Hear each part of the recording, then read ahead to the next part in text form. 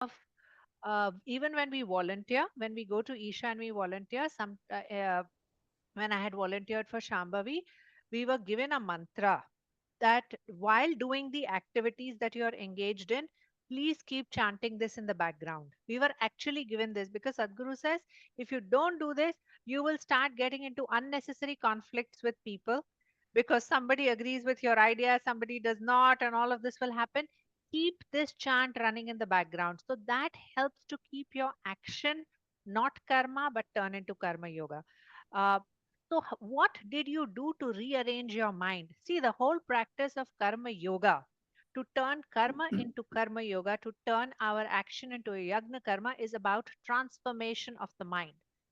If your mind transforms, which means it becomes no mind, if the I drops, then whatever action comes out of you is a yagna.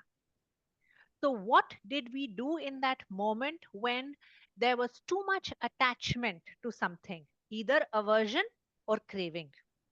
What did we do in that moment to transform our mind to to apply our buddhi? We spoke last time of manas ahamkar and buddhi ahamkar. My I can be associated with my mind, which is desire. I don't feel like doing it. Now, I don't feel like doing it, but my buddhi tells me, you know what, this needs to get done. Otherwise, I mean, this is a deadline, this needs to happen, or food needs to be on the table, whatever.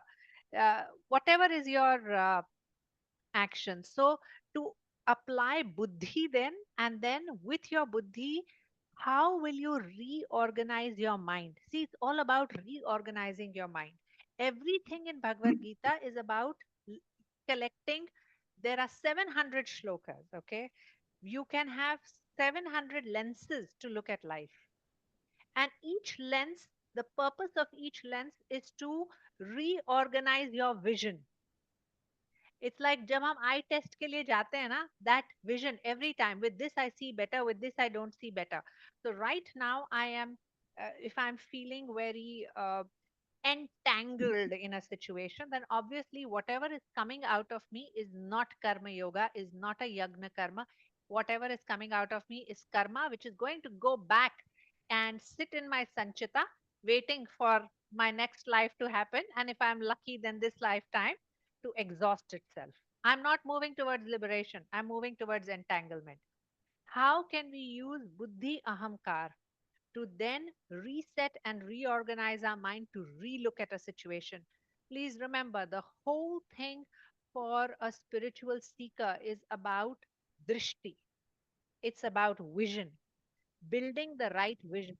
If you can see things in a certain way, that is all you need.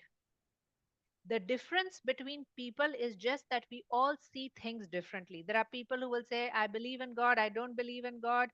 Uh, all kinds of opinion exist. Why? It's because of the way you see things. Even the idea of faith, even, shraddha, all this is a matter of vision. The spiritual practices or these kind of texts are trying to show you a path or a guide to build that vision, to be able to come into high states of shraddha. And it's all about your drishti. They say if you can't see God, tumhari drishti khoti hai. You do not have the right drishti yet. So you just have to wait it out till you develop the drishti. So it's all about the right lens, how you see things. That is why they say yoga is the practice of perception. And to create perception, this mind has to move from mind to no mind state. If you remember Maharishi Patanjali's Yoga Sutra, it's about moving to no mind. The movement from mind to no mind will happen by using different lenses so that the wiring keeps changing, and different neural circuitries start strengthening. So it's important that first of all we stay aware of our actions or whatever karma we are engaging in, and then notice, am I closer to karma yoga, or am I closer to more creating more karmic bondage? Am I moving towards liberation, or am I moving towards bondage? So that awareness has to be there, because if that awareness is not there, how will you apply it? You will apply awareness only if you are very aware of your action. And and that's the memory, that's the reminder that you all from time to time. Keep looking at your actions, keep watching in every move that you make, in every thought, in thoughts that are even if it doesn't happen continuously, check sometime in the morning, check sometime in the afternoon, evening, dinner, before you sleep. Just check, So in my thoughts today, even thought is karma. So in my thoughts today, in my actions today, did I move closer to bondage or did I move closer to liberation? If I moved closer to bondage, what could I have done to have shifted it? If you don't have answers on what I could have done to shift it, then please bring it on the group chat. That I was stuck in this situation and I knew it was taking me towards bondage and I had no way to figure out how to move towards liberation. And then we are actualizing this this practice and this chapter. So, all right, let's take an invocation to Krishna. Um, Vasudeva Sutam Devam Chanurumardanam Devaki Paramanandam Tam Vande Jagadgurum.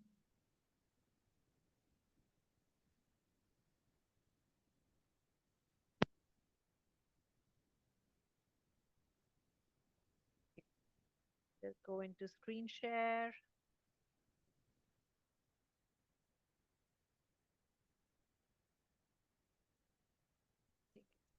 Uh,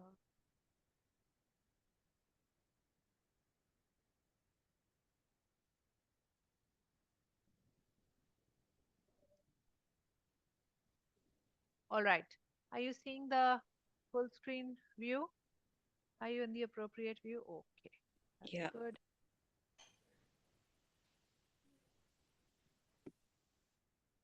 Okay, so we are on the third chapter, Karma Yoga.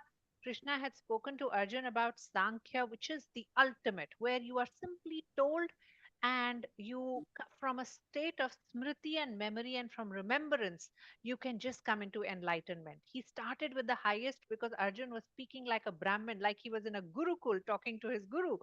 So Krishna used that opportunity, thinking that if there is such a possibility, let me start from the highest, from Sankhya. But he realizes that nothing has really, Arjun has not really made any progress. Even at the end of that Sankhya Yoga chapter, he's asking him, Krishna, tell me clearly, what path should I follow? You say Sankhya, then you say karma. If Sankhya is the highest, why should I do karma? So if enlightenment has happened to you, no more questions remain within you. But Arjun still had questions. So Krishna had to step down and from Sankhya move to the path of Karma Yoga and explain to him that, see, in escaping, you are not going to come towards liberation. You're talking about liberation if it's but by escaping, dropping your karma, you're not going to come into it. There is a way to work with karma, to engage in action and still become liberated. And what Krishna is giving is a very radical, a very revolutionary viewpoint, especially in those times. But Krishna is the one who establishes this, that you can live in the marketplace, you can be engaged in action, and you can be untouched by it. How can you be untouched by it? How? And see, don't think that this is something that is just happening to a Buddha, that is just going to happen to some, these these beings that we hear of. It is possible for us also. What he's saying is simply transform your mind. That's all. He's saying just transform your mind, change the quality of your mind. Right now, your mind is like is in a state which has a lot of glue and everything sticks to it. If you can transform your mind and make it like a lotus flower, then no matter what action and what marketplace you are in, nothing will get stuck to you. You will always stay centered. No matter what happens on the outside to you, you will not go through any anxiety, worry, fear, panic attack, which Arjun is facing right now. Okay, that's why he's talking to him about Karma Yoga. We came to a point where Krishna says that, you know, if your karma can become like a yagna, then you are moving towards liberation. You have come into that state. Just make your karma into a yagna karma. What makes a karma into a yagna? When you approach an action, or when an action is happening through you, where there is no I, there is no sense of I, there is no sense of identity, I did this. If the action is simply happening through you, it the action remains and the actor disappears, then that action is called a yagna karma. Okay, so it only happens in a state of nir ahankar bhav, no I, where I has just sort of diffused and disappeared. It's a spontaneous action. So, coming to the 10th verse, in the very beginning, Brahma created man. One second, sorry. Uh,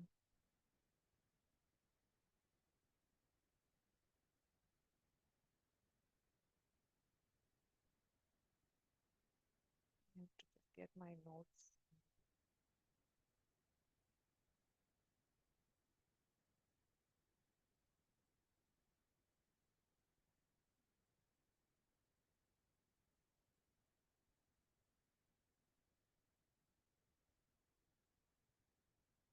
So, in the very beginning, Brahma created man through a sacrificial act. So, sacrificial act is the translation for yagna karma. Okay, it's for a yagna basically, and said through a sacrificial act you shall evolve, and through that sacrificial act you will bestow to others all that is desirable. So, Brahma is considered as the creator, but does Brahma go around saying, "I created the world"? Or is there a feeling of I? No, we only see the creation. We don't see the creator, isn't it? We don't see God. How can you see God? Because there is no I to it. You can only see that, only that which is dense. We can see only the dense things because the dense has the I. God does not have any I, so we cannot see him. But what we can see is his creation, is his expression. We, so, this is the direction, or this is the path that we are asked to move towards. Am I ready? Can I do it right now? In my action, in my, in my work, in my office, in my work at home, can I do that? Can I remember this? First of all, is whether you can do it or not, that is secondary. First thing is, do you remember this? From as you go through the activities of the week, is your mind on the Bhagavad Gita? Is your mind on the teachings that we gathered? Maybe just stick it, three things that you picked up from the class or from this session, stick it on your fridge that this is going to be the lens that I'm going to use this week. Is my is my action, just be in awareness. Can we do that much? First is to apply the awareness. If you've forgotten, you're just running through the activities of the day, then you're not even aware. Where is the possibility of karma yoga when we are not even aware what, from what place is this karma coming? So, first is to keep that one lens always on yourself, one eye on yourself to see where is this coming from. And then using that opportunity to whatever degree we can to direct it in this, in a way that we can make it an offering. There could be situations where you just cannot make it an offering, where it just doesn't come out of you. The system or the mind is just not ready for it, and there is too much attachment, or you may say, or there is too much entanglement. In those situations, what should you do? Should you feel terrible? Oh, mere bas ka to nahi hai, yagna karma and all, I can't do all this. How can karma yoga happen to me? No. The guidance that we have received is, in those situations, you are not supposed to label yourself as I'm like this, I'm like that. You just observe, oh, this is rising in me, this much entanglement. I cannot even begin to think of this as an offering. The thought, the emotion, the thought that is rising in you, just observe it while engaged in the activity. You don't have to take out your mat and do this practice. These are off mat practices. So, being in awareness and staying with this memory that I have to watch my thoughts and my action this week, and whichever thoughts and whichever actions I can mold and very use the cooperation of my senses to direct in the path of karma yoga, let me do it. Then we are moving in that direction. So, how can you creatively work in a way where the creation becomes more important and the creator is not? Today, I'll not sign off my name here. Today, I will just not say that I did it. I will just say the food is ready or I have made the food. See, even in small things like that, it begins to happen. So, there is that famous mystic Ram, And it is said about him that he would never say that he never used the word I for himself. He had disidentified himself from his body and he said Ram. He would speak of himself in third person. That is also a technique to de-identify yourself, to sort of lessen that entanglement with the I. So observe this today. At least in my words, let me not just use I. Well, I'm not going to sign off here. How can we come into that? Slowly, in small ways, start directing your mind. Then only that neural circuitry will start getting strong. Otherwise, the old patterns will continue, the ego will continue, and then one day we will die, you know, with the same patterns. What a wasted life. I mean, seriously, it came to me. I mean, I've been doing this practice for this week, and I was like, what a waste of life. The same thing is going to go all over again. So something I have to change. If I cannot do big things, I'll do small things. But I'm not going to not do anything because no effort is not the path of the yoga practitioner. You have to put in some, even the smallest effort. It looks like, oh, what will this do? What's the big deal? The fact is that I remembered and I applied something, and something is beginning to happen in neural circuitry. Then one thing informs the other. Then you will have a cascade of energy. If you don't even have any drops, where will the cascade come? So, just keeping this reference in the background, okay? So, um, So, so for this week, see how can you reduce your footprints. That is a very big practice in Karma Yoga. Sadhguru has also mentioned in his book, reduce your footprints. God did not leave his footprints. I did this, I did that, I created that. No, that's why we can't see God because there is no I. Sadhguru speaks of all these people, who built these amazing temples, all those intricate carvings, things which took generations of people to do, carrying those stones, but he said, nowhere in those temples will you find anybody's signature. You don't know who did it. For them, that that God, that sense of offering itself was so magnificent that they just gave themselves to that activity, that the process became more important than them. Notice those notice those activities where the activity becomes more important than you. It doesn't matter what's happening to me. I may be tired, I may be hungry. It doesn't matter. Did this thing happen? Did this process happen? For towards whatever you're working or a project happened. So then you have lost yourself. The more you lose yourself in activities that you're engaged in, then I think we are getting closer, or at least we are moving in the right direction. For most of us, it's about moving in the right direction right now and not get worried whether I am established in those states or not. Many things happen by grace on this path. So now, okay. So one of the techniques that is suggested is that if you, and we spoke of this last time, treat everything that is coming into your life as prasad. Whatever is coming to you, treat it as prasad. This is the offering today. Now, if this is the offering, I'm going to eat it, chew it, digest it, which means in my thought, in my action, in my process, I'm going to treat this as prasad. And this is how I am going to align myself with it, not in an entangled way. Otherwise, if we are not even aware of entanglement, what freedom are we talking about? So, uh, of course, Swami Sarvapriyananda says, you convert your actions into a way of worshipping. You don't have to have a temple in your house. Your action should become worship. We have that saying in our tradition, work is worship. So how do you make work into worship? Mm, So, um, So, whatever comes out of this yagna, whenever you are performing action in such a way, engaging in a process like this, then whatever comes out of it benefits you also and benefits those around you. And Krishna will speak about this in the next few sutras. So I spoke of Jesus. I'm not going into this again. We spoke about how a spiritual seeker loses his right to complain. You don't have a right to complain.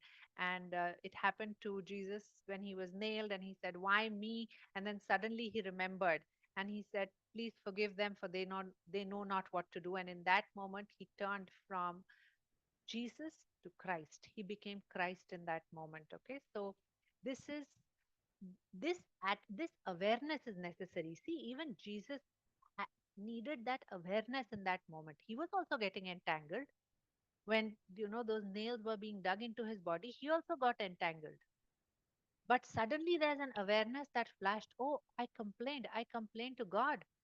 How could I complain? And he withdrew. What did he do? He just adjusted his mind. He adjusted his mind in such a way that he moved from mind to no mind state. In that moment, he became enlightened.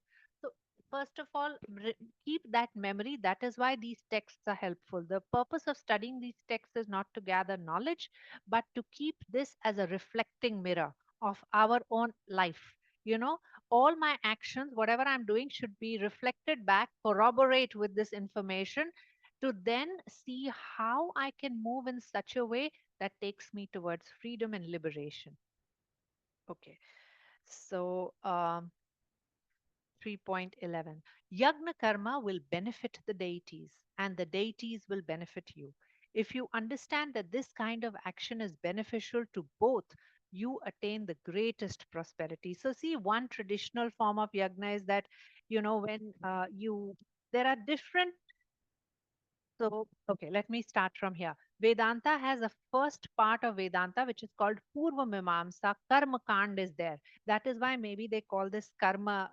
That is why Adi Shankaracharya keeps saying that karma is not, will not take you to liberation. It only helps you to purify your mind to a certain degree. Because in Karma Kand, all these rituals are prescribed. These rituals which can help you bring prosperity, remove obstacles, like if even if you go to the temples today, they have this whole list of rituals, the havans that you can do a Devi havan, you can do a Sudarshan Homam for health, to remove obstacles, something for the children. So this is called Karma Kand. These are rituals that were prescribed.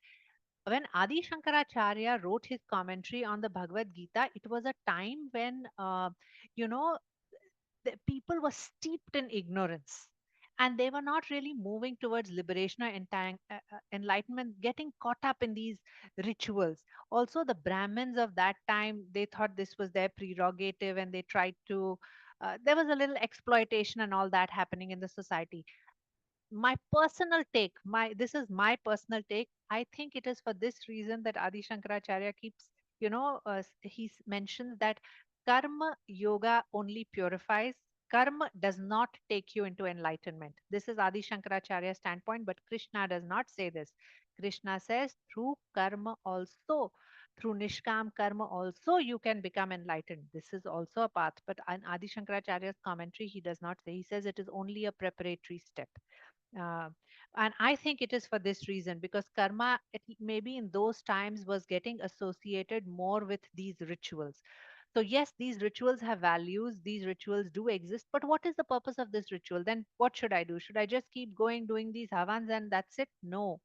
The point is of those rituals is to make sure that those obstacles sort of settle down. See, if you are struggling with too many obstacles, health issues in life, if you have whatever financial issues in life, your children are not okay, too many problems at every step. If you have an obstacle, then what do? Ask Ganesha, obstacle remover, please remove my obstacle. You will do the havan, you will engage in rituals.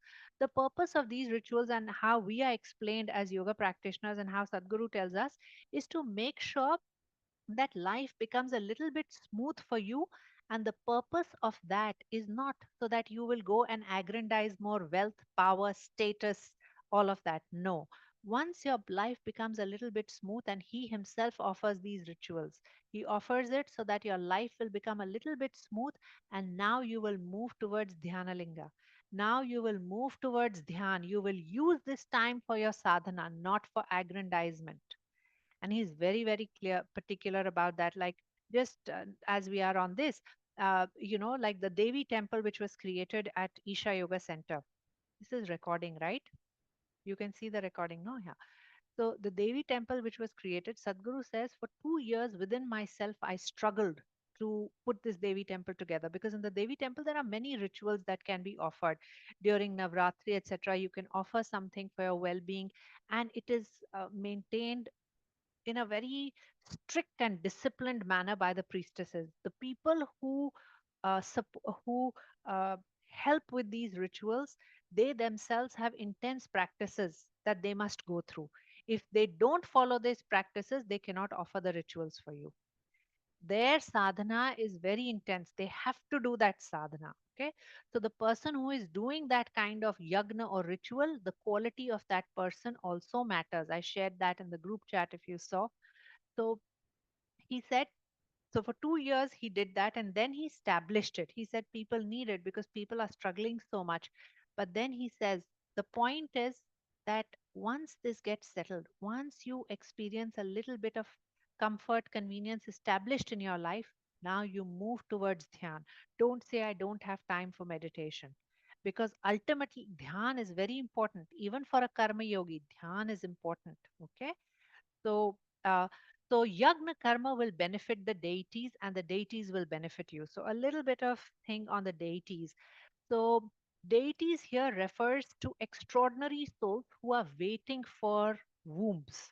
Okay, so these are spirits. There are spirits that surround us. These are deities, and uh, so it's like a soul like Buddhas or a soul like Mahavir. They're extraordinary souls. If they have to be born again, or when they were born, even in they were born in very enlightened states, they have to wait for a womb because they need an extraordinary womb. In fact, Buddha's mother dies as she gives birth to him. So much, such kind of power they come with. Okay, so similarly, there are souls like Hitler which also need extraordinary wombs because they are so evil. Now, the point of this is whenever you decide to do something which is not just for your benefit but benefits other people in the community, it is for the greater good. For me, dharma really is that. Dharma is law, but dharma is that which brings uh, benefit uh, and value to a larger number of people. That is a dharmic action. If it brings well being to more, we should engage in that action. That's an action worth doing. It's not just for one or two people, hundreds of people can benefit from it. So, when you decide to do an action like this, then the deities and these spirits they will start working through you. And you will find success. It will benefit the deity because that deity wants to express its blessing, and it can express its blessing because you are willing to offer yourself and you say, okay, fine, I'm ready to do this, and those deities will come and they will express themselves through you.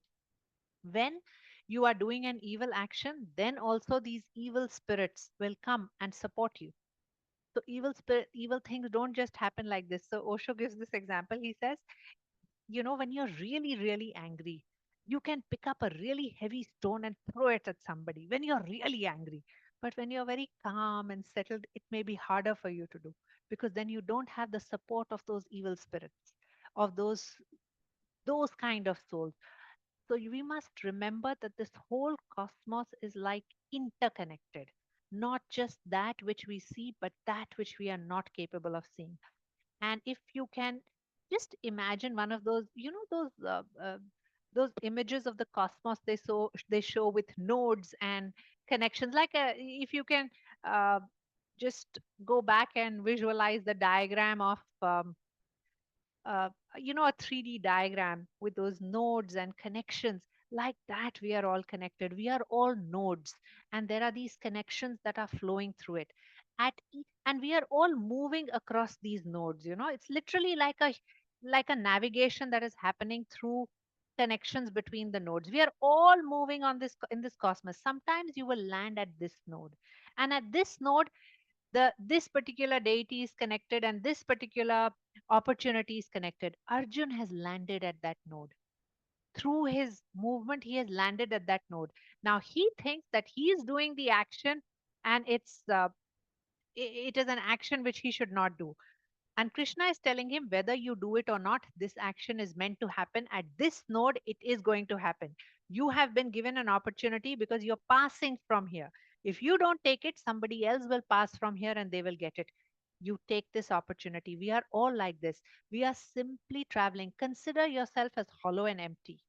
You don't have anything. There is no power in you. You have just been given these hands, feet, mouth, eyes, ears with which these senses can coordinate in a certain way. That's all, and can do a tangible action in the world. But all the input for it is coming from somewhere else. Just remember, that is how you can consider yourself like an empty syringe, and somebody is pushing through you, somebody is sending uh, the instructions through you. So, this is what he means, that the deities and the deities will also benefit. If you understand this kind of action is beneficial, you attain great prosperity. Okay. So, basically, stop thinking, Osho says, that you are the doer of this action. You are not the doer. There are many beings who are working together in synchronicity to make an action happen through you. I'll tell you, it's so strange. My sister-in-law said, when they got married and they moved to Bombay and they were just there for 1 year, and she got pregnant, she said, sometimes I think that this niece of mine, her daughter, she said, just planned it in such a way that just for that time, everything and things work like that because she wanted to come through us. You may have had these experiences. You may all have had such experiences where you feel that you didn't do it, but things just organize themselves in such a way that it was meant to be, it was destined to happen.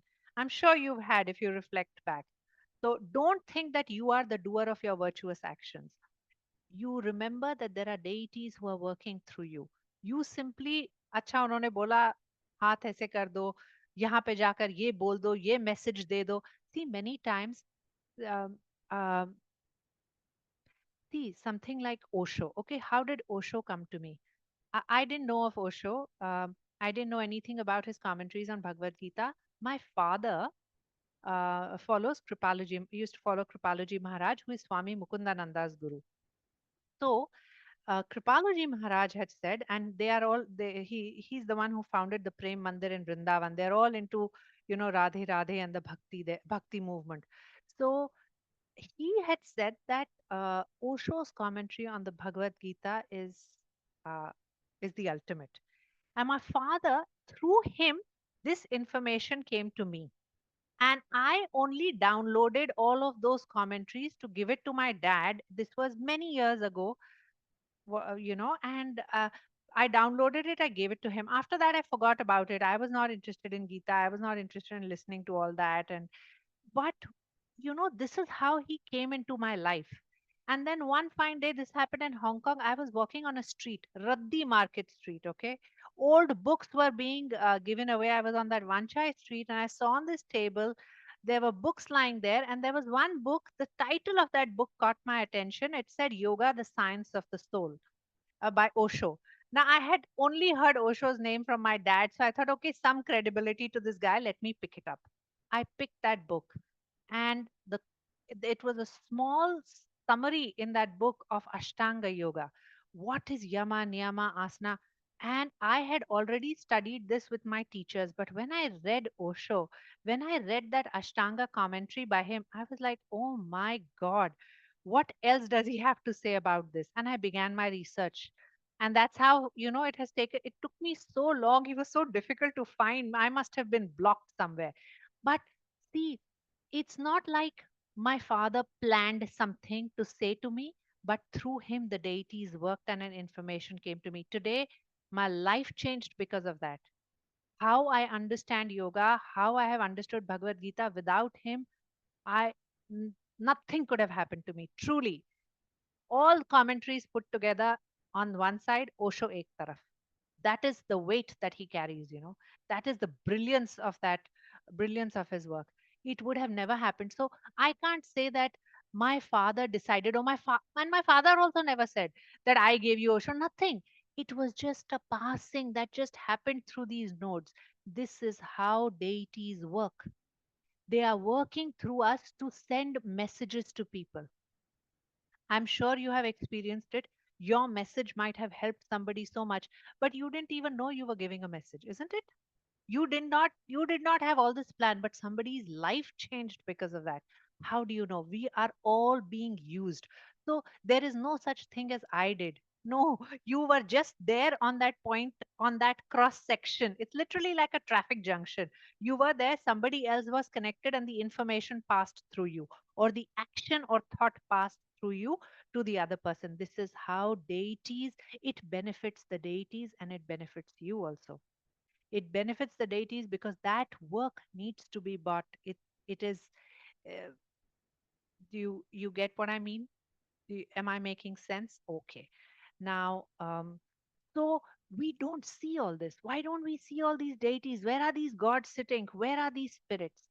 So today, in scientific literature, they're speaking of dark matter. Okay, isn't it? They're all speaking of dark matter, dark energy, and it is said that 95% uh, dark energy accounts for 95% of the universe. Only 5% is visible. So, and this corresponds to our mind also. 5% mind is conscious, maybe 10%, that's the maximum, but 90% is unconscious, subconscious, correct?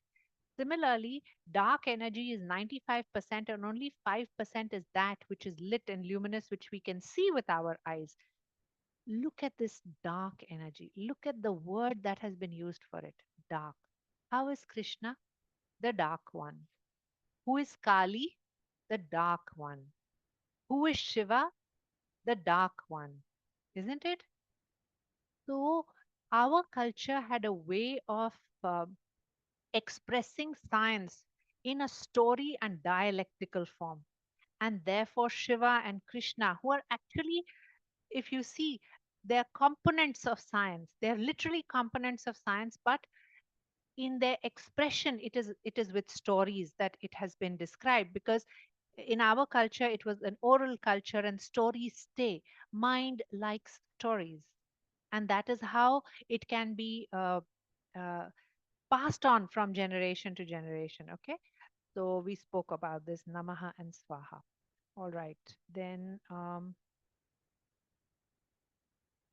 the deities are motivated by yagna karma. So when will the deities help you? When your eye is not strong. Correct. You it doesn't matter to you. See, many of us are very happy to share information. क्या फर्क पड़ता है किसी का? Somebody might benefit from it. It's not like, oh, I told you this. No, I mean, most of us, we will not even give it a second thought.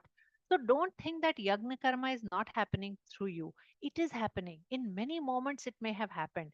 That is why we are all here and we are studying the Bhagavad Gita. That is why we are drawn to this. Somewhere, some somewhere we have begun this journey within ourselves. We may not be aware, but it's happening. So the deities are motivated by yagna karma. Once you are in that state where it doesn't matter to you where what will I get out of this? What is the benefit for me? As if you are not somebody who has this kind of a mindset, the deities will use you. They will become You will become useful for the deities. So if you remember in Yoga Sutras in chapter 3, we spoke of Ishta Devata. People who practice Swadhyay, what is the result of Swadhyay? See, every yama and niyama brings a certain result. The result of Swadhyay is that your connection with your Ishta Devata will become stronger and stronger. The divine realm, your connection with the divine realm will become stronger. You will have messages, messages in the sense within yourself, a thought may arise or something, but it's really coming from that realm. So, Swad, that is why I'm telling you, if you are not even aware of what kind of karma I'm engaged in, then yagna karma kahan se hoga? Awareness is very important. Please use this as a memory sheet and make sure you're reflecting on this. This is your reflecting mirror to see where am I right now? On which coordinate am I existing? And if you're not in a coordinate where you think the deities can express themselves through you, move it, man. Don't stay on that coordinate. Because what's the point of life? The point of life is not just this body, and body will finish. The point is to use this body so that things can be inserted into you and go out through you and create a transformation that will bring well being to the cosmos. Your actions can benefit people around. And if your actions benefit people around, the world becomes healthy. Everybody, even our children, will benefit from it. So, but don't do it for the benefit. Just do it because you want to do something worthwhile. Mm, okay. Uh, and through the deities, you will also enjoy the benefits of your action. Why? Because it goes back into that interconnected universe. What goes around comes around, but don't do it with the intention that, oh, I should get something out of it. If you do it, then that itself, you it will drop off. Do it because you're excited about being. See, I will tell you something. Save soil. Okay, you want to. All of us like to be part of something grand and something big, isn't it? Isn't it nice? We all want to work in a large organization, correct? Isn't it? Isn't this true? Right? We all want to be part of something big. Now, it's not possible to do this alone. To be part of something big, connect with that which is the highest, which is the biggest. If you connect with that, then whatever action you are doing, even if it's minuscule, it becomes big. And that itself should be like a reward in itself. Like for me, when I was doing Save Soil, this was something which happened. There is no way someone like me can do anything. But you join a movement like Save Soil, and you become part of something so big which has created such an impact in the world, that itself is a thrill. There's a thrill in it. You do it for the thrill of it, isn't it? When you can do for the thrill of it, jo hoga so hoga, but within yourself, what is your selfish motive? The thrill of it, just the fun of it. If you can do an action just for the fun of it, just the thrill of it, or because you simply think it is worth doing and I'm going to put my energy into it, then you are in the direction of karma yoga. Am I being very, very repetitive? I think I am. All right. So, uh, the one who receives even without asking but refrains from sharing is certainly a thief. The one who receives without asking. Okay. So, bin mange moti mile, mange mile na bhik. We have heard that doha of Kabir, no? So, mangna, don't ask for anything. So, this is something which I mentioned last time also, that if you're going to ask God, if you're going to tell Devi, give me this, that means you are greater than the Devi and you know better than the Devi what you need. Then what kind of a Devi or what kind of a God is that? The God is greater than you. He knows what you need. He will give it to you, isn't it? So, prayer is not a space to go and ask. Prayer is simply an expression of gratitude. That is how every prayer is. Prayer means my expression of gratitude to you. All right. So, uh, so see, whenever we are asking for something, obviously it is showing that there is feverishness and there is fear in the mind. When there is feverishness and there is fear in the mind, then also we begin to get blocked. Then the deities can't work through us. So,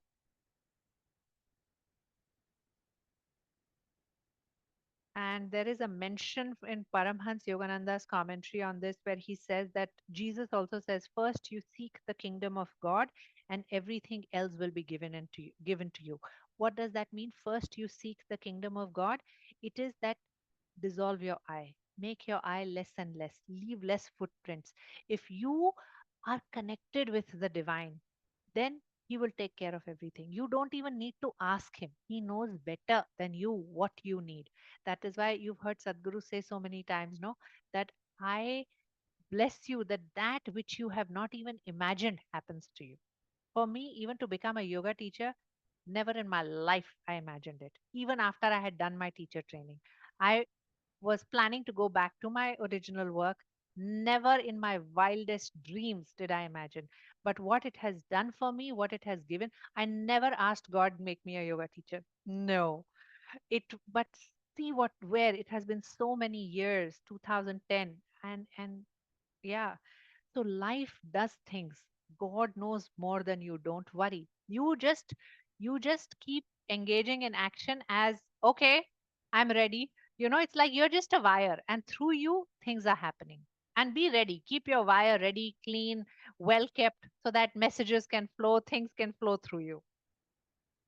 Now, there is a very, so there is, if we ask God, we get corrupted by our own expectations. Then your karma cannot be nishkam, no? If you are asking God, obviously expectation has been set in. The moment expectation has been set in, karma does not remain yagna karma, it does not remain nishkam karma anymore. So, and it weakens our connection with the subtle energies. Okay, because prayerfulness is lost, gratitude is lost. You trust. If you trust, then what's the problem? Now, does it mean that I should never ask God anything? No. The guidance that we get from Sri Sri Ravi Shankar is that we are all living in the world. Sometimes we do have these issues in the materialistic realm. Then you go to the Devi, you ask. See, in chapter 4, there is, which is called ya, Karma Sannyas Yoga. In there, this idea of yagna is explored further. And there we will speak of, how there is, how you, through yagnas, you can appeal to certain deities, and it's okay to do it. But remember that that does not take you to liberation. It can just settle your materialistic uh, issues. Forget that astheya I'm not doing. But I wanted to share with you this story of Swami Vivekananda. So Swami Vivekanand, uh, his father died and left their family in a lot of debt. So much so that they didn't have food. There was food enough only for one person in the house. So Vivekananda would tell his mother that, no, no, I have invitation to go to my friend's place. I won't be here. I don't want dinner. So that his mother would eat the food, and then he would go take a few walks around, spend some time outside, and then he would come back and talk to his mother and tell her, oh, I had this delicious food, I had this delicacy, and he would keep speaking about the food that he never ate. So one day Ramakrishna, who is Vivekananda's guru, found out about it, and he said, what are you doing? You know, go ask Kali, go ask Kali to help you. So he drags him to Kali Mandir sitting outside, and he says, you go inside and you ask Kali to help you. Now Vivekananda goes inside, he spends 2 hours and he comes out again. So Ramakrishna says, okay, so done. Did you ask Kali? So he said, what was there to ask Kali? Yeah. So he said, what, are you mad? Don't you remember you had to go and ask her to help you with your financial situation right now? So he says, when I go in front of Kali, I feel like an emperor. I feel so fulfilled. There is nothing there for me to ask her. What is there for me to ask her? She has given me everything. So, this is the state he was in. He would forget about it, he would forget about his worry. This is called connection with divinity. That when you are with the divine, you are so fulfilled कि कुछ मांगने को बचता ही नहीं है.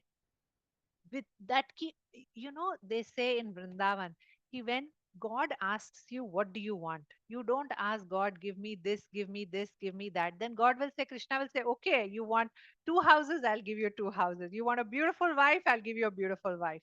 You want status, prestige, I will give you all this. But he will give you all this and he will disappear. And then you will become the poorest of beings. Because when God comes and asks you, what do you want? You should say, I want you. You should just grab hold of God himself. This is what they say in Vrindavan. This is what all those bhaktas and those the Radhe Radhe followers they say. You must ask for God himself, because when you are fulfilled with that, when you have established the connection, then there is nothing left for you. You don't feel poor within yourself. Not, it doesn't disturb you. So that's the greatest thing to ask. Okay, and that is the greatest gratitude also. So a person uh, who is filled with gratitude, his action becomes yagna karma. He is in total acceptance with the wishes of the divine, and to such a person, he comes into what is called as the kingdom of God. Okay, so okay, so a little bit on gratitude. This is, from a class that I had done with Manoj. So there is some research that has happened on gratitude and in terms of neural activity, and there is evidence that shows that listening to stories, because our mind likes stories and processes stories better, Listening to stories that evoke gratitude in you will bring you closer to this sort of a state where the deity can pass through you or function through you, because it will strengthen the certain neural circuitry. Okay, so the stress and negative chemistry can transform into positive chemistry if gratitude gets strengthened, and there is scientific evidence for that. Yagna karma is to be shared.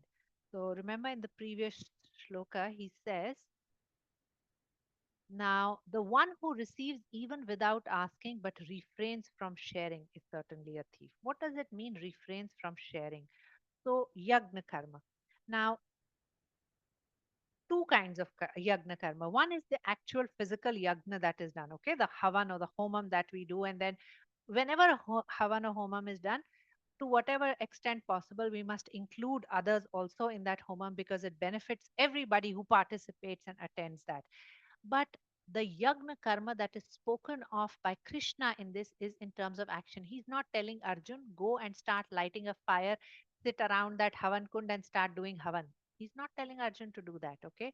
So commentaries that are just speaking of yagna like this, that is very limited.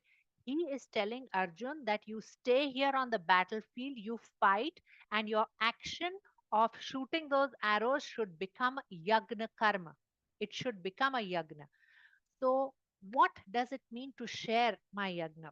Whatever talents you have, whatever skills you have, you must, this becomes then the action which comes out of that talent or out of that skill is a yagna, because it is not by your earning that the skill has been bestowed on you. It is a blessing. Everything is a blessing. So, whatever action you perform, you must then share the benefit of that action. If you are skilled at a particular thing, you can share that. And this, people do that. There are many people who are very skilled at cooking and they love to cook and they share with people. Th- Whatever it is that you are good at, whatever comes naturally to you, whatever is your talent, whatever is your skill, this is your karma which has turned into a yagna. You must share the benefit of this.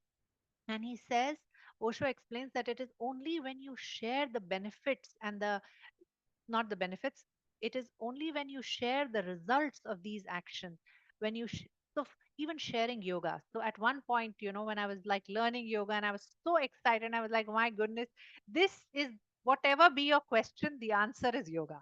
Whatever is your question in life, the solution is just one, yoga. I really came to that realization and I was so passionate about sharing it. I mean, I just made people sit down, my family, friends, somebody I force fed them also because I was so passionate. But that was it. That was a skill that I had newly acquired and I was very excited to share. And I'm sure many of us do that, uh, whatever it is that we are good at. So, um, if you don't share, what happens? If you don't share, then that talent and that skill in you will begin to start decaying. So he says sharing is like two windows open. It's a cross ventilation that is happening. And when cross ventilation happens, you start emptying yourself. The more you empty yourself, the more there is space for divine to download inside you and to function through you. Otherwise, we speak of, we have those lines, no, you become too full of yourself.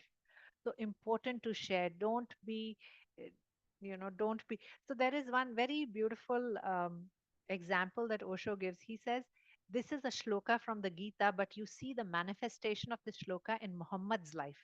So Muhammad, he said, he used to say that when food is being cooked in my house, to the point that its fragrance spreads in the street, up to that point, everybody is invited in my house.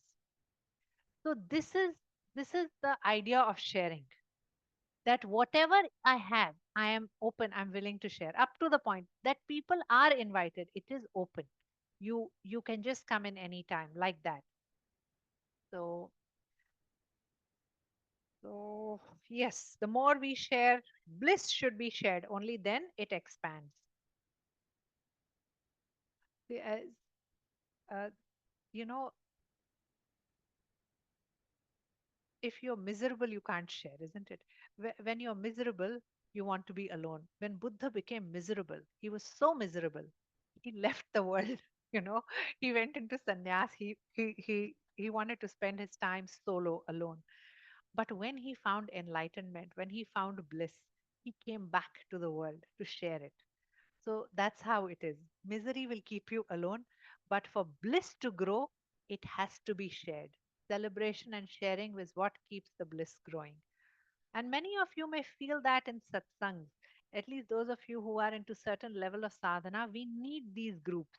We need these spaces to share. I have become like that. I know there are some people here on this group who have spoken to me personally, and they all feel the need for this space to share experiences, to learn, for that flow to keep happening, you know. So, okay, 13th. The best of all men is nourished by the remains of a sacrificial act and is free from all sins. Sinners who cook food just to nourish their own body only eat sin. So, a very literal meaning and common in commentaries is okay, uh, whatever is the prasad that you offer in a physical havan, you must you must always first offer and then accept everything as prasad. And even when you cook food at home, first it should be offered to God, and then you eat it like prasad on a daily basis. This should be done. I remember reading in Swami Prabhupada's commentary somewhere. He said that the only jutha, we don't eat jutha food, no, we don't eat jutha food. It's like it has to be fresh. Somebody has eaten, you will not bite from there. He says the only jutha food that you should eat is the food that has been given to God. In fact, that is the best jutha food to eat. किसी और का जूठा नहीं, सिर्फ भगवान का जूठा, सिर्फ कृष्ण का जूठा खाना. So it's that is the very basic sort of a commentary that is given, the basic explanation. But food that comes from yagna, so again, once I've already covered this, not just food, whatever is the result of an action of your yagna, which is my action. Maybe as a yoga teacher, I must share it, I can share it with others. So this is what he's saying. Food here refers to the results of that yagna. And important point here is first offer and then eat. The best of men will first offer and then eat. So in our like in our tradition, we say atithi devo bhava. First we offer to the guest, then we eat, isn't it? Like, we are all coming from the same culture, so we all know this. It's not like you will first eat, then whatever is remaining you give to the guest. We don't do this. It's in our tradition, it's not done. So uh, so, a more profound meaning is that you surrender your actions to the divine and you immediately share whatever you attain out of that experience. Suppose there is nobody to share, then you accept it for yourself. But you must share this. So, uh, one of the things that Osho has spoken on sharing, and it's again something for all of us to reflect on, we share only when we don't have use for something, isn't it? Now we all do our spring cleaning and all, and there are so many things that come out. I don't have any use for this. Let's just donate it. Nothing wrong in it. He says, but there's a point. You are sharing only when you don't have use for it. He says there's nothing wrong for it, because at least it will benefit somebody else. So to that extent, it's nice. But the best of men are those who share what they value the most. What you really value, what you really want to possess, you must share that. Then it grows. Those people Krishna calls as the best of men. That which I consider valuable is what I'm willing to share, not what is no use for me. See, there is that story of Gargi and Yagnavalkya, the sage and his wife. So at some point, Yagnavalkya, he comes to a point where he says that I want to just leave all this now and I want to go into sannyas, I want to meditate. And Gargi is his wife. He says, see, Gargi, I will leave all these cows, everything for your material well being, I will leave for you. So Gargi is also, she's very sharp. She says, oh, so whatever you don't have value for, all this house, these cows, this wealth, everything that you are leaving, you have no value for, you want to leave it for me, and you are going in search for some treasure. Why don't you take me also with you in search of that treasure which you think is the most valuable? Why are you leaving what is not valuable for me and in search for that? So this, and she points, and that's when it uncos, it goes it there's something that happens to that sage. But this is what is being said here: share what is of value to you. Now, the best of us. So I think I've already covered that. So if you are capable of sharing, then abundance will happen. Abundance will become your state of being. Um, I think Swati, this is. sorry to Yes, interrupt, yes, go but ahead. I wanted to see if we can, if you can give us a little bit of the.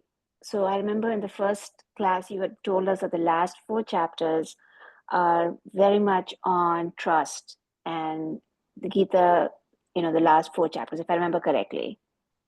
नहीं, three parts हैं, Ratna. The first part is associated with intellect. Second part, second there is the last part is really about kriya, where he's speaking of techniques, etc. It's not Okay, last four chapters. It's 666 like that. We divided. Uh, Yeah. Karma okay, underlies throughout the 18 chapters. First six chapters are on Gyan. mm-hmm, Next six chapters are on emotion, which is devotion, bhakti. The okay, last six chapters are really with Kriya, technicalities. okay, But karma underlies all 18 chapters. mm, So, four paths to yoga, I see all four paths getting covered like that. Whereas, okay, but when Swami Sarvapriyananda describes it as Tattvam Asi, like that, that thou mm, art. Yeah, okay.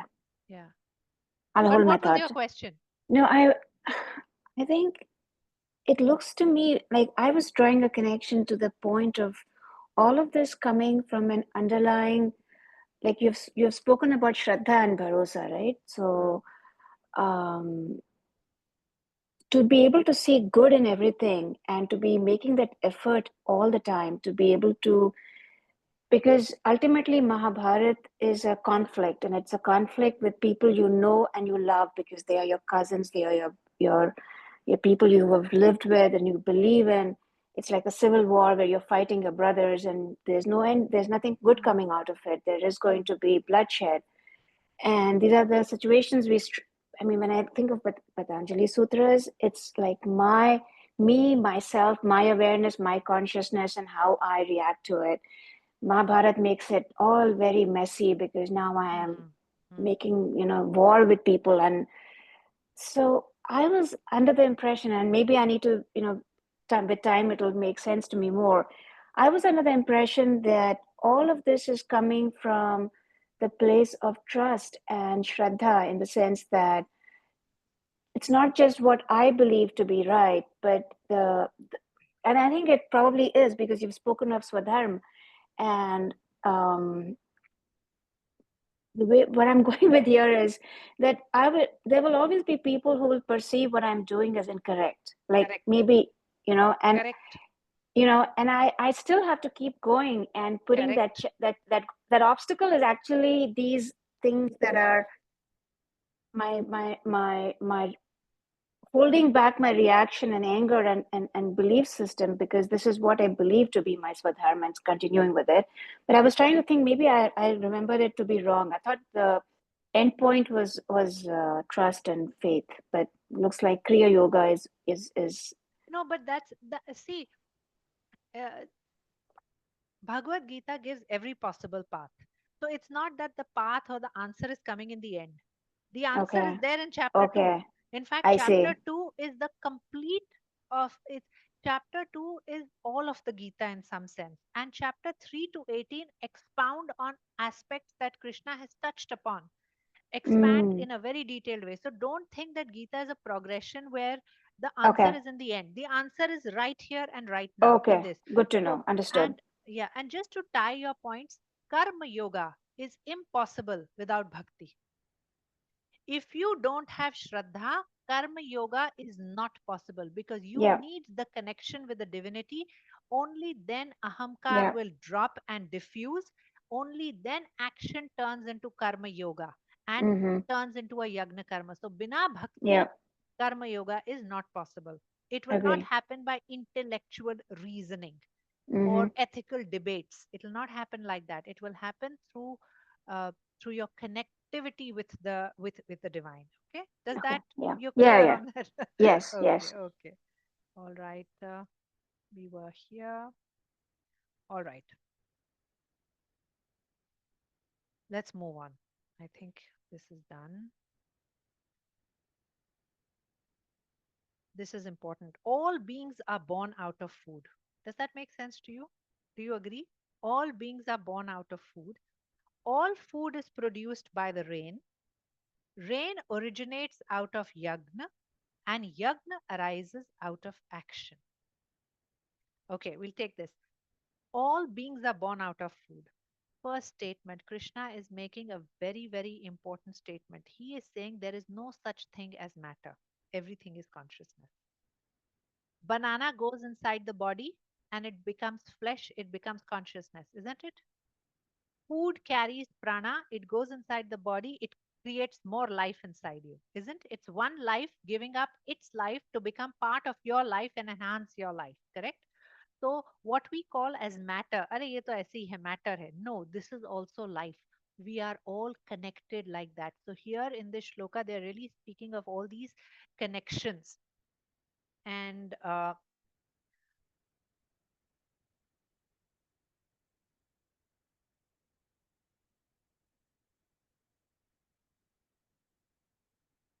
okay, so food is not seen as something which is just matter. It is seen as an expression of the divine.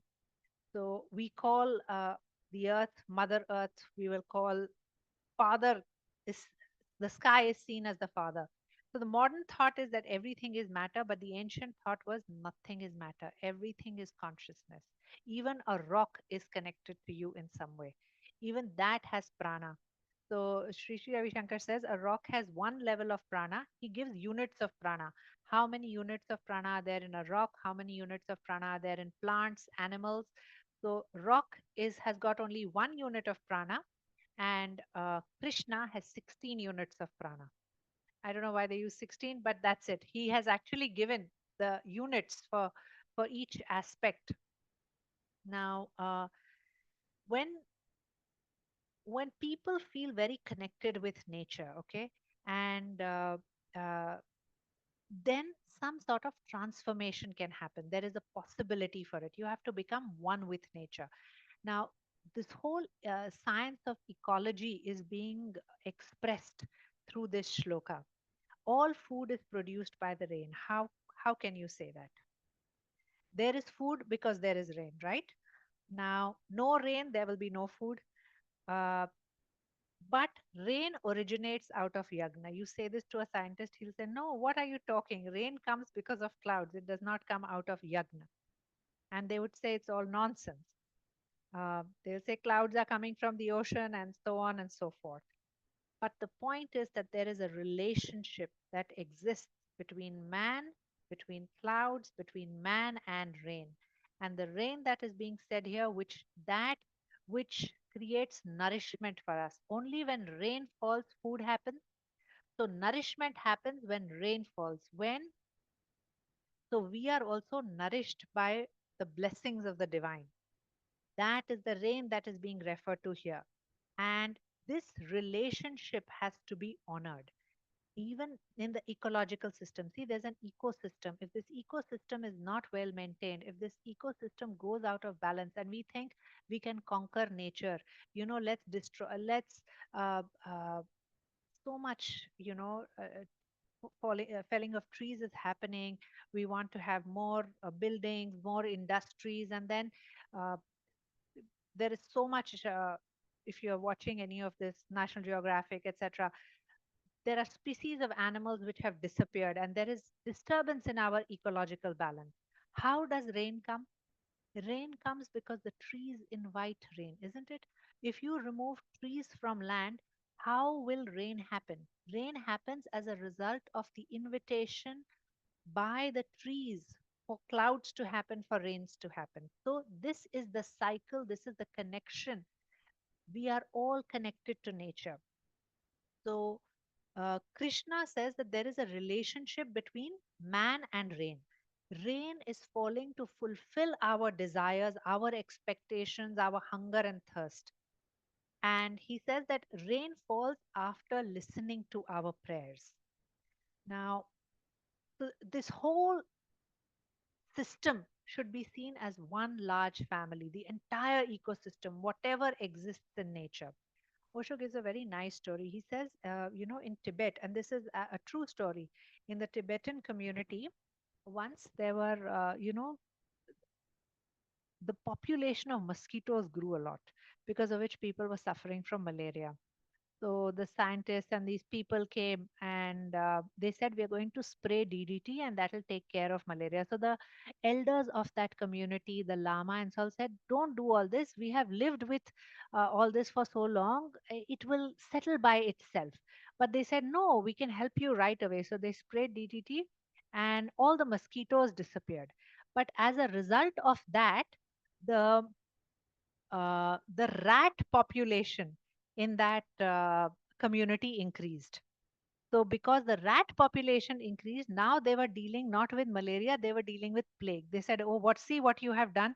You sprayed this powder, now we have to deal with plague. Malaria was easier to deal with, how to manage the plague.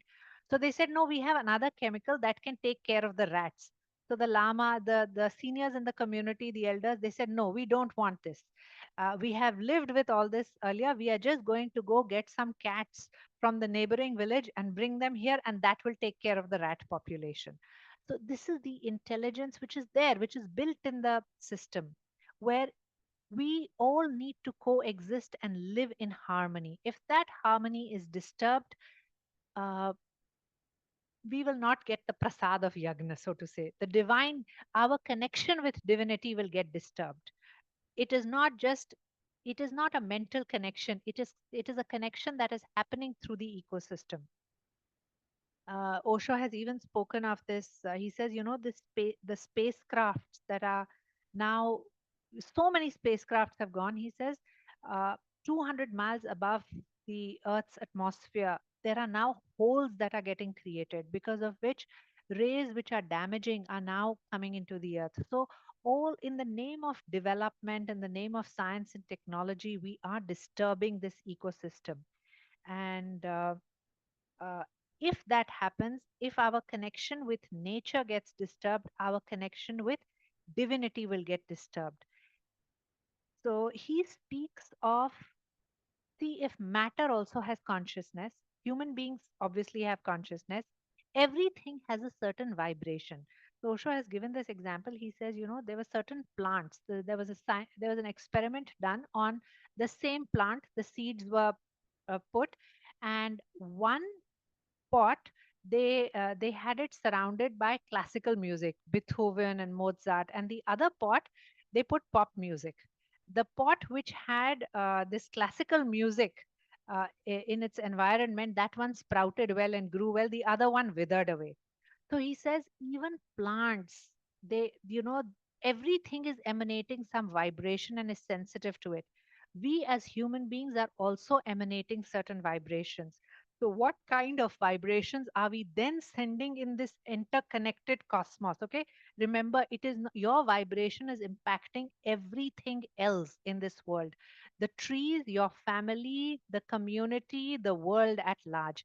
That's why they say when people get together, a large number of people get together and meditate together in one place, it has such a potent impact, in the community, in among human beings, in the world. That's why we have all this World Meditation Day, etc. You read any research? There is scientific research on this, where crime has dropped when large people have meditated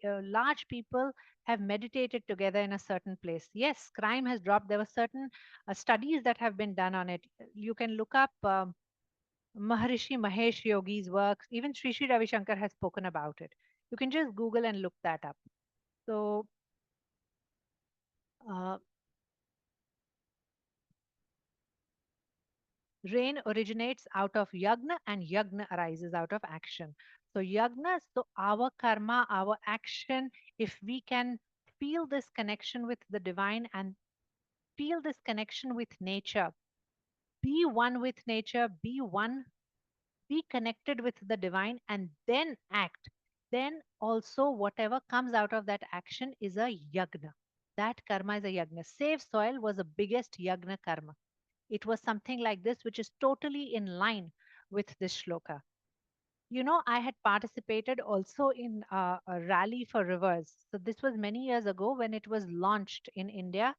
2 days before Guru Purnima, Sadhguru made us, he had built a chant for it, a chant for Rally for Rivers. And there was a proper launch. And all those sadhaks who had assembled there, we were simply chanting that. For like hours together, we were just asked to just chant. Even while we were volunteering for it, doing the posters, we just kept chanting. Even for Save Soil, he created a jingle that could be accepted worldwide. That chant which was created for Rally for Rivers was in Sanskrit. It was really just for the rivers in India. But what was being done was that it was it was like a source code into your consciousness. That the more those people heard that, that particular chant became a consecrated chant, and it would create a certain yagna with getting all of these people together. I don't know if I'm making sense, but I really felt it with the Rally for Rivers and Save Soil movements that happened. Now, traditionally, the yagnas are of one, two, three, four, five types. This is mentioned in commentaries. This is just for your information. One is the Rishi Yagna, which is the whatever rituals that you do, where you express gratitude for the source of knowledge to all our teachers. Then there is Pitru Yagna, which is the rituals that we perform for our ancestors, payments for our parents, ancestors, and the genetic system. There is a Deva Yagna, which is done for protection for the environmental powers as God. So, feeding birds, all of that, that is also considered as a Yagna karma. Then like in our communities, they will go in India, they'll go feed cows. Here a lot of people feed birds, they have bird feeders. That's also a yagna karma. Bhuta yagna, care for the protection of biodiversity. Sorry, that one is here. Care for the protection of biodiversity. Oh, 1 second, 1 second, 1 second, my battery is dying. uh, oh, all right. And then Manushya Yagna, positive interaction with fellow human beings of the society. So these are traditionally described yagnas. Like in Christianity, they say work of Satan or work of angel. Okay, now through you, which is coming to us. Okay, continue. Um, now, so we have spoken so much about yagna. What should we do? Stop doing bhavans at home? Because in sabse kya hoga? No, that is not what is being said. Havan has its value. So, who does a yagna is very important. See, I had shared that thing on the group chat from Osho about a yagna that was done in Gujarat and why he says it was foolish, because who does the yagna is very important. Remember this. There are people all over the world. Yagna Havan is something which is unique to our culture, correct? What does it mean? That in the West, we don't have enlightened people. We don't have people who are doing yagna karma. They are also doing yagna karma. They are doing it without these sacrificial fires. They have their own ways. What makes an action a yagna is the fact that your I has disappeared. There is no there is no I in you. That is why Jesus's action, Christ's action become yagna. Now, what creates a yagna is whenever it is happening through a person who is not in a state of I and is simply working as a channel of the divine. So at our level in Bhagavad Gita, as it is being described, it is for us to pay attention to our actions, diffusing the I as much as possible. Just diffusing, staying with the process, being connected with the process, keeping it as an offering. But when you do a physical yagna, a havan, today, uh, there is value in those havans. I myself get a havan done at home. I participate in havans when they're happening at the temple. So many of us connect to that. But how do you know that that yagna or that havan is really helpful? I have, when my parents passed away, we had this Pandit ji just from the neighboring temple who came. You know, I was watching him. He didn't even have dhyan in what he was doing. Oh, beach mein, in the middle of the process, he's talking to me. Yeah, so I would also like to come to US with you, you know. He's talking to me like that. He's doing something else on the side. And then he's doing something, a part of ritual. And I really felt, what is the value in this ritual? The biggest wealth that you put in a ritual or in any action that you do is attention. Dhyan is the greatest wealth that is offered into any action. If dhyan is dissipated, then that that action is corrupted. It is distorted action. I, of course, got the Kal Bhairava karma done for my parents at the ashram because I didn't trust, especially when I saw all this. You know, but it does not mean that all pandits are like this or everybody is like this. There are people who have given and dedicated their lives to this. I want to share something from my personal experience here. So, uh, one is when I went to Isha for this Kala Bhairava Karma, which is like a death ritual, which is done for parents. So, the person who was doing the ritual, my brother was there with me. He was a foreigner. Okay. He was a foreigner, but he was very disciplined. He himself has had to have a practice to be able to do this on your behalf for your parents, for your deceased parents. So first my brother saw, he was like, Sonu, he's a foreigner. And I was like, it doesn't matter, these people go through their sadhana. Without their sadhana they are not allowed to do these things. So they, and it is to that extent, if they don't do their sadhana they will not come and do the offering. Sadhguru is very strict on that. uh, is See, there are people who have the Linga Bhairavi Devi yantra at home. But to keep that yantra at home, and on every Paurnami, they say they will share the benefits of this yantra at home. So they will invite people from the community. But to maintain that yantra at home every day, without fail, they have a 30-minute practice, a sadhana that has been given to them. It's not like that I have bought the yantra, that yantra has to be kept alive. You have to pass life energy into it. So 30 minutes every day, like my friend Suniti who does it, she has to do that practice for the yantra. This is in addition to her yoga shambhavi kriya. I was like, okay. And then Sadhguru says, this has been given to you for your benefit, but it benefits people around you also. So at least on Paurnami, on a full moon, invite people in your community and share the benefit of this yantra. Bring them also in the fold of Devi's grace. So they call people over. Now, I will share something with you from my experience. So, last year, there's a friend of mine here who had a robbery in her house. So she's an Indian, and she said there was some plumbing work going on in my house. So people were in and out of her house all the time. So, you know, they knew how to come in, how to go, what was the layout of her house. And Indians, they're associated with gold. That Indian hai to gold to hoga. And she has three daughters. She There was some function that was going on, somebody's engagement or something. So she said, I actually bought some jewelry from the locker for all of us, and she had kept it. Then one day she said, I was in the room upstairs with my daughter, and I suddenly start hearing these noises. She said, I opened the door and I peeped, and there were burglars. They said that she said they were fully masked. They were going up the stairs. She got so scared she locked herself, called up 911, called up her neighbors. By the 911 she couldn't even get through. Then the neighbors called the police. But by the time the police came, these burglars had taken some cash, taken her jewelry, and they had gone away. They had cut open the fence from the backyard and come. So all of this happened, and she's a very she's a devoted being. Okay, and some things are karma. It does not mean that you may be doing the best things but bad things happen to you. Yes, they will happen to you. Who said life is all roses? This will happen because prarabdha has to dissolve. So you don't know what will strike you when.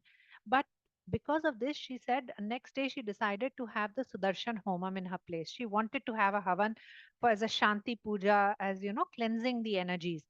And you know, in the temple here, I go to the temple here, there are many priests there, but there is one priest there. And she told me that, Swati, I wanted to call only this priest.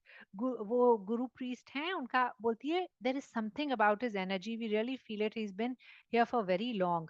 And I have seen him in some of, during Mahashivratri at 3 a.m. they hold a havan outdoors and they involve the whole community. And I see him as like the leader of those priests.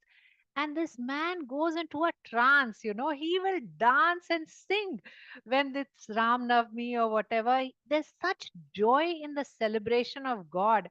I see it in him, He really is that bhakta, not just about ritual, very sweet man and totally in like, matlab wo, he starts dancing. The other priests are also like looking at him. They seem so ritualistic and rigid. And this man has such fluidity. So this priest was called to a house and he did the Havan. So Sudarshan Homam is done for Vishnu. Okay. And I mean, it's aligned to Vishnu, to Krishna energy. And I was taking photographs that day. So in because she did it at that morning and at such short notice, I was the only one who was present in the morning because everybody had gone to work and I was not working those days. And she had ordered so much food. She said, when people come in the evening, then I will give the prasad to them. And I took a lot of pictures. Then I was editing the pictures to send it to her, and I will show you something. I'll tell you, people who are in a a certain state of consciousness, they can download the divine. I'm, I have experienced this. Even Osho, in his commentary in Yoga Sutras, had said that Buddha, after he left his body, he said in a place in Tibet, if a certain number of monks got together, I don't remember the exact number, maybe there were 300 or so, then not one less, not one more. 300 monks got together on Vesak day. They could download Buddha's energy. Buddha would download, he would come, he would appear. He had promised this. But over a period of time, those rituals and everything has sort of gotten eroded. So, let me show you this slide. So, look at this. This is one of the pictures when I was editing. This is the Havan. Do you see? Do you see what is there? It's a Garud Vahan. Garud Vahan is Vishnu's Vahan. And I was like, it was a moment for me. I was like, oh my God, he downloaded Vishnu in your home, through his Havan, through his, because this is the power of his sadhana. This is the power of his practice that he could download God in that Sudarshan Homam. And you see this in fire. If you remember in Yoga Sutras we studied, there are 5 tattvas: earth, water, fire, air, and space. Earth is connected to smell, water is connected to taste, fire is connected to form. First time the form appears, you need to see it in fire. It will appear in fire. Even Draupadi was born out of fire. The form of Draupadi came out of fire. She came out of a yagna.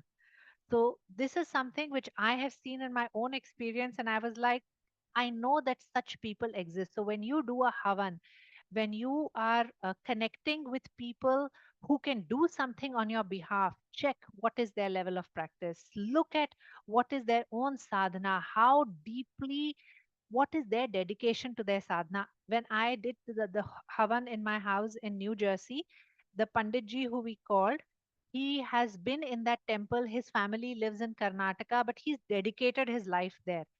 Not one word. Once he started the Havan, there was zero distraction in him. His attention was 100%. This is the quality. Look, that quality of attention was amazing. It was dhyan. And the way he did it. And then he walks barefoot. So I was very surprised. I said he was going to the taxi and he was walking barefoot. I was like, Panditji, your shoes? He says, no, I live like this only. This is part of my sadhana. And I said, so what happens in winters? He said, we walk like this only. I was like, oh my God. But there are people who work from a place of deep dedication. So it's important. And such people, when you do yagnas through them, you can actually, for whatever benefit, this is called sakam karma, where you have an intention and you want its benefit, and it's all right. There is nothing wrong with it. We want our material life to go smoothly so that we can focus on other things. So then make sure you're working with a very dedicated group, with a very dedicated person. Like if you've gone to Puri, I was very little when I went there, but all these pandas, they're all just trying to earn money. and they will, they will surround you and everything. So my father had been there a few times, and then he knew how to navigate around these people. Like some of them are just there for the money. It's sad that you know everybody needs money to live, to survive, but these are certain professions where money has to be second, and sadhana has to be first. Okay. uh, know that action which is, oh my god, it's 10. Know that action which is born out of the Veda, and know that the Veda is born out of the divine. Should I continue or should I stop? Everybody's getting sleepy. Yeah. Okay, we'll take it up. Oh my God, I'm going very slow, isn't it? 9. We started on the 10th and we have done 4 slow. Ah, oh God, this is really slow. I intend to. Okay, fine, doesn't matter. Should I stop or should I continue? कुछ तो बोलो. I'm gonna ask you to stop. Okay, let's stop. I think I'm also tired of talking. Okay, two few minutes. Anybody else has anything to say? Anything to say? Any reflections? He knows all of them. Yeah, I think, Swati, it resonated very nicely when you said we talked about the rain. I feel Sadhguru also says, rain is the one of the most beautiful spiritual experience you can have, because genuinely when rain falls on the They can body, see you. you truly feel one with nature, and I've experienced it. Like Okay. you just don't feel anything but just being so aligned and feeling one with nature. And when I'm going for my walks in the morning, and I genuinely feel how we are in one with nature, because what we are exhaling, trees are inhaling and everything. So yeah. Very nice. Very nice. Anybody else? Anything to share? Pooja?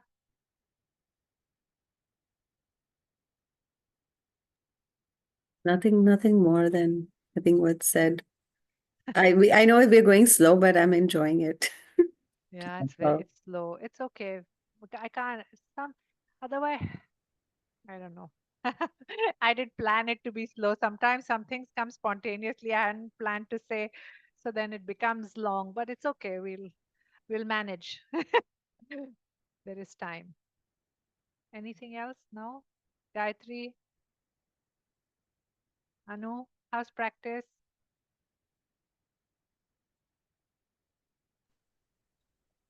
Good. So if there's nothing, then we will close. And